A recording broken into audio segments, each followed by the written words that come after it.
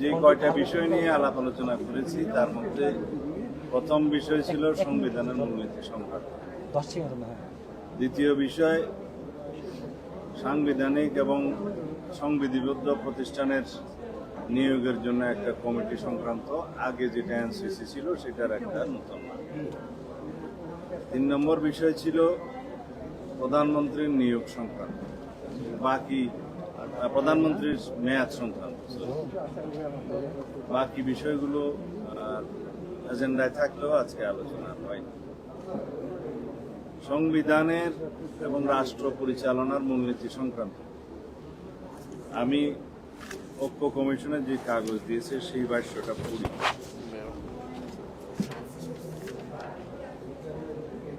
সংবিধানে রাষ্ট্র পরিচালনার মূলনীতি হিসাবে সাম্য, মানবিক মর্যাদা, সামাজিক সুবিচার, গণতন্ত্র এবং ধর্মীয় স্বাধীনতা ও সম্প্রীতি এই কথাগুলো উল্লেখ থাকবে।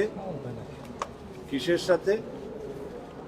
যারা ম্যান্ডেট প্রাপ্ত হবে সংবিধানের রাষ্ট্র পরিচালনার মূলনীতি কি নির্ধারিত হবে সেটা তাদের উপরে নির্ভর করবে। অর্থাৎ সংক্রান্ত সংস্কার কমিশনের আগের যে প্রস্তাব ছিল সেই বিষয়গুলো এখন আর সেই জায়গায় নেই।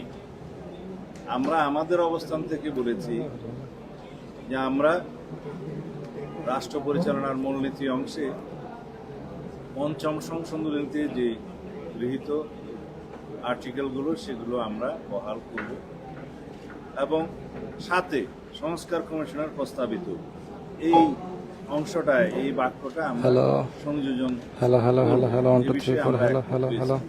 তবে এটা ঐক্যমত্য প্রতিষ্ঠা হয় নাই, কারণ সংবিধানের প্রস্তাবনা এবং রাষ্ট্র পরিচালনার মূলনীতিতে আপনারা জানেন রাষ্ট্র পরিচালনার মূলনীতি অংশে আর্টিকেল 8, 9, 10 এবং 12 সম্পর্কিত যেই প্রস্তাবটা আগে ছিল সেই প্রস্তাব অংশে আমরা পঞ্চম সংশোধনীতে উল্লেখিত গৃহীত সেই আর্টিকেলগুলো প্রতিস্থাপন সহ এই অংশটি আমরা ধারণ করতে চাই।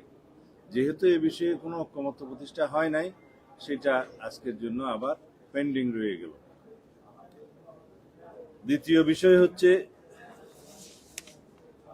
আগের যেটা এনসিসি নামে আপনারা জানতেন, সেই এনসিসির ক্ষেত্রে আজকে একটি সংশোধিত প্রস্তাব সংস্কার কমিশনের পক্ষ থেকে উত্থাপন করা হয়েছে।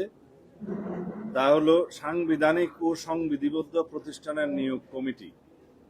ওনারা একটা কমিটির প্রস্তাব করেছেন, তার মধ্যে প্রধানমন্ত্রী, স্পিকার নিম্নকক্ষের, স্পিকার উচ্চকক্ষের, বিরোধী দলীয় নেতা, প্রধান বিরোধী দল ব্যতীত অন্যান্য বিরোধী দল সমূহের একজন প্রতিনিধি, রাষ্ট্রপতির প্রতিনিধি উইদিন ব্র্যাকেট আইনের মাধ্যমে নির্ধারিত যোগ্যতা সম্পন্ন। 7, প্রধান বিচারপতি কর্তৃক মনোনীত আপিল বিভাগের একজন বিচারপতি। 7 জন দাঁড়ায়। এই কমিটি সাংবিধানিক ও সংবিধিবদ্ধ প্রতিষ্ঠানের নিয়োগ সংক্রান্ত এবং অন্যান্য যে পাওয়ার অ্যান্ড ফাংশন আগে উদ্ধৃত ছিল তার মধ্যে 2টা বিষয় ওনারা বাদ দিয়েছেন। সেটা হচ্ছে 3 বাহিনী প্রধান এবং অ্যাটর্নি জেনারেলের নিয়োগ এই কমিটির আওতাভুক্ত থাকবে না। কিন্তু আমাদের কথা হলো এই যে সংবিধানে নতুন একটা বডি বা নতুন একটা কমিটি সংযুক্ত করতে চাচ্ছেন, সেই বিষয়ে আমাদের পরিষ্কার কথা হলো আমরা চাই রাষ্ট্রের সাংবিধানিক প্রতিষ্ঠান এবং সংবিধিবদ্ধ প্রতিষ্ঠানের মধ্যে সবগুলো নয়, আবার সংবিধিবদ্ধ প্রতিষ্ঠানের মধ্যে ওনারা উল্লেখ করেছেন দুর্নীতি দমন কমিশন এবং সাথে আবার মানবাধিকার কমিশনও উল্লেখ করা হয়েছে। স্থানীয় সরকার কমিশন যেটা উল্লেখ করেছে সেটা এখন বিদ্যমান নাই, এটার অস্তিত্ব নাই যদি হয়, এবং আইন দ্বারা নির্ধারিত অন্যান্য নিয়োগ সেটাও উল্লেখ করেছে। এই বিষয়গুলোতে এই কমিটিগুলোতে এই প্রতিষ্ঠানগুলোতে নিয়োগের জন্য এই কমিটি তারা প্রেসক্রাইব করেছে। এখানে আমাদের বক্তব্য হলো রাষ্ট্রে সাংবিধানিক প্রতিষ্ঠানে নিয়োগের জন্য যে সমস্ত সাংবিধানিক প্রতিষ্ঠানের জন্য বিদ্যমান আইন রয়েছে তার মধ্যে সংস্কার করা হোক এবং ওইখানেই সার্চ কমিটিগুলো নির্ধারণ করে দেওয়া হোক যেখানে নির্বাহী বিভাগের প্রভাবমুক্ত হয়ে সেই সাংবিধানিক প্রতিষ্ঠানসমূহের আইনে নিয়োগের ব্যবস্থা থাকে। এবং সেখানে আমাদের এডিশনাল বক্তব্য হলো সেই প্রতিষ্ঠানগুলোর জবাবদিহিতা এবং স্বচ্ছতা বজায় রাখার জন্য সেই আইনে বিধান থাকতে হবে। অ্যাকাউন্টেবিলিটি এবং আমাদের সব জায়গাতে আমরা এই বিষয়টা উল্লেখ করি, যে সমস্ত সাংবিধানিক প্রতিষ্ঠান এবং অন্যান্য প্রতিষ্ঠানে জবাবদিহিতা নিশ্চিত করতে হবে, ট্রান্সপারেন্সি নিশ্চিত করতে হবে, সেই বিধানগুলো ওখানে সংযুক্ত হবে। তাহলে সেই আইনগুলো যদি আমরা স্ট্রেনথেন করি, ওখানে সার্চ কমিটিগুলো যদি আমরা সেইভাবে নির্ধারণ করি, সেই আইনগুলোকেই আমরা প্রণয়ন করতে পারি। সেই হিসাবে যে সমস্ত সাংবিধানিক প্রতিষ্ঠান এবং সংবিধিবদ্ধ প্রতিষ্ঠান যেগুলো রিলেটেড এটার সাথে, সেগুলোর আইন না থাকলে আইন করা, যেগুলো বিদ্যমান আইন আছে সেখানে সংস্কার করা। এইভাবেই রাষ্ট্রের মধ্যে একটা check and balance, power check and balance হবে। এবং আমরা তার সাথে এটাও যুক্ত করেছি, যেহেতু কেয়ারটেকার সরকার ইন প্লেস হয়েছে যে নামেই হোক, সেই কেয়ারটেকার সরকারের অধীনে স্বাধীন নির্বাচন কমিশন যদি স্বাধীনভাবে নির্বাচন পরিচালনা করে এবং জুডিশিয়ারির কমপ্লিট ইন্ডিপেন্ডেন্স আমরা এনশিওর করতে পারি এবং ফ্রিডম অফ প্রেস যদি এনশিওর করতে পারি, আর অন্যান্য যেগুলো রিলেটেড দুদক সহ অন্যান্য প্রতিষ্ঠানগুলোকে যদি আমরা শক্তিশালী করতে পারি, এইখানেই গণতন্ত্রের রক্ষা কবচ হিসেবে তারা কাজ করবে। এবং গণতন্ত্রের রক্ষা কবচ ছাড়া, এই সমস্ত প্রতিষ্ঠান ছাড়া গণতন্ত্র কখনো শক্তিশালী হবে না। আর যদি ফ্রিডম অফ প্রেস যে দেশে বেশি, সেই দেশে আপনারা জানেন গণতন্ত্র শক্তিশালী হয়, সেটা ক্রমান্বয়ে শক্তিশালী হয়ে উঠছে এবং independence of freedom of press আমরা দেখতে পাচ্ছি আরো গ্রাজুয়ালি সেটা ইমপ্রুভ করবে বলে আমরা বিশ্বাস করি। এগুলো না করে শুধুমাত্র নির্বাহী বিভাগকে ক্ষমতা কমিয়ে নির্বাহী বিভাগের ক্ষমতাকে সব জায়গায় কার্টেল করে একটা সুষ্ঠু সরকার পরিচালনা, রাষ্ট্র পরিচালনা কখনো সম্ভব হয় না। আমরা যদি সবসময় মাথায় রাখি যে এক ব্যক্তি স্বৈরাচার হয়েছিল, সেই জন্য নির্বাহী বিভাগকেই দুর্বল করতে হবে এবং লেজিসলেচারকে, সংসদকে দুর্বল করতে হবে, এই আইডিয়া থেকে আমাদের বেরোতে হবে।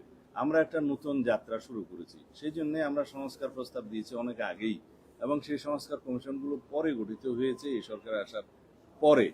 আমাদের সংস্কার প্রস্তাব আরো অনেক আগে দেয়া হয়েছে 31 দফা। তার আলোকে আমরা রাষ্ট্রের রাষ্ট্র কাঠামো, গণতান্ত্রিক সংস্কার, সংবিধানের গণতান্ত্রিক সংস্কারের মধ্য দিয়ে রাষ্ট্রে একটি ভারসাম্যমূলক রাষ্ট্রীয় ব্যবস্থা এবং সরকার ব্যবস্থা আমরা প্রতিষ্ঠা করতে চাই, যার মধ্য দিয়ে দেশের অর্থনৈতিক মুক্তি হবে, যার মধ্য দিয়ে গণতন্ত্র শক্তিশালী হবে এবং আমরা সেই গণতান্ত্রিক কালচার, এই সংস্কৃতিগুলো চর্চার মধ্য দিয়ে সামনে আরো বেশি গণতান্ত্রিক প্রতিষ্ঠানগুলো আরো শক্তিশালী হবে। এটা হলো আমাদের বক্তব্য। সুতরাং আমরা এই বিষয়ের সাথে একমত হতে পারিনি এই কমিটি সংক্রান্ত। আমরা বলেছি আইনগুলো প্রণয়ন করা হোক, সংস্কার করা হোক, শক্তিশালী করা হোক। 3 নম্বর বিষয় প্রধানমন্ত্রীর মেয়াদ সংক্রান্ত। আমরা বলেছিলাম, এর আগের দিনও আপনাদের সামনে বলেছি, প্রধানমন্ত্রীর মেয়াদ সংক্রান্ত একটা পপুলার মতামত এসেছিল যে সর্বোচ্চ 10 বছর জীবদ্দশায় কোনো ব্যক্তি প্রধানমন্ত্রী হিসেবে বহাল থাকবেন না, সেই প্রস্তাবটা আলোচনা হয়েছিল। তা আমরা বলেছিলাম আমরা দলীয় ফোরামে সেটা আলোচনা করে তারপরে জানাবো, এবং সাথে বলেছিলাম যে এই এনসিসি অথবা এনসিসির মতো আর কোনো বডি যদি নির্বাহী বিভাগের কর্মকাণ্ডে বাধাগ্রস্ত করে অথবা ইন্টারফেয়ার করে, সেরকম কোনো ব্যবস্থা থাকলে আমরা হয়তো সেই প্রস্তাবটা গ্রহণ করতে পারবো না।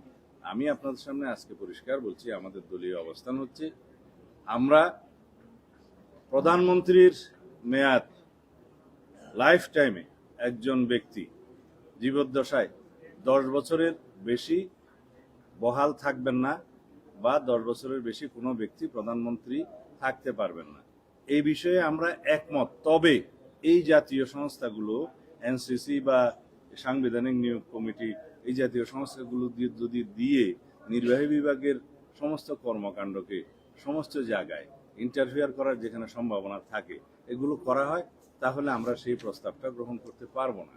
তখন আমাদের 31 দফা মাফিক আমাদেরকে যেতে হবে, যেভাবে আমাদের দেয়া আছে আগে, সেইভাবে আমরা যাব। এখন প্রশ্ন উঠছে যে আপনাদের এই বিষয়ে ঐক্যমত হয়েছে কিনা, এই বিষয়টাও পেন্ডিং রয়ে গেল। এই বিষয়ে কোনো ঐক্যমত এখনো প্রতিষ্ঠা হয়নি। ধন্যবাদ।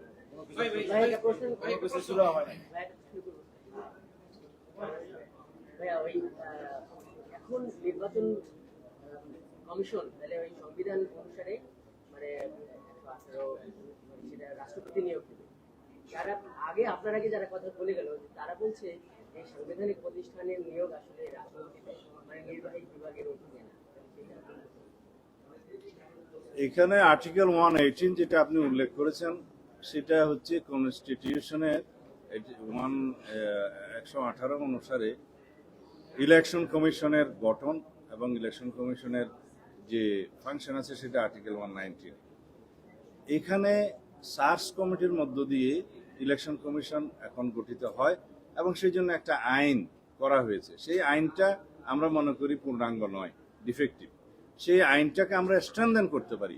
সেই আইনের যে সার্চ কমিটি সেটা আমরা আরো ইমপ্রুভ করতে পারি। সেই আইনের মধ্যে নির্বাচন কমিশনের কমিশনার এবং প্রধান নির্বাচন কমিশনের যে অ্যাকাউন্টেবিলিটি সেটা ফিক্স করার জন্য আমরা প্রভিশন আনতে পারি এবং তাদের ট্রান্সপারেন্সি ফিক্স করার জন্য প্রভিশন আনতে পারি। পার্সোনাল ইন্ডিভিজুয়াল ক্রিমিনাল লায়াবিলিটির জন্য সেখানেও বিধান রাখা যেতে পারে। এগুলো করে আমরা নির্বাচন কমিশনকে যেমন অ্যাকাউন্টেবল করতে পারবো, ট্রান্সপারেন্ট করতে পারবো এবং নির্বাচন কমিশনের নিয়োগটাও আমরা আরো স্বচ্ছতার সাথে করতে পারবো। এখানে নির্বাহী বিভাগের কোনো প্রভাব তো নেই। রাষ্ট্রপতি নিয়োগ করে as nominal head of the state একটা জায়গায় যেতে হয় যেটা সার্চ কমিটি রিকমেন্ড করে। সার্চ কমিটি যেটা রিকমেন্ড করে ওইখানেই যদি পরিশুদ্ধতা থাকে, রাষ্ট্রপতি ওই প্রেসক্রাইব বা রিকমেন্ডেড সেই দুইজন প্রতিপদের এগেনস্টে সেখান থেকেই নিয়োগ হবে। সেই দুইজনই যদি সত্যিকার ভাবে ট্রান্সপারেন্ট হতে যায় তাহলে রাষ্ট্রপতি ওখান থেকে চুজ করতে পারে, সেটাই তো বিধান। আর যদি সিঙ্গেল ব্যক্তিকে ওখানে রিকমেন্ড করার প্রভিশন থাকে তাহলে আর সার্চ কমিটির দরকার হয় না, তারাই করতে পারে। একটা প্রশ্ন, সেটা হচ্ছে আপনাদের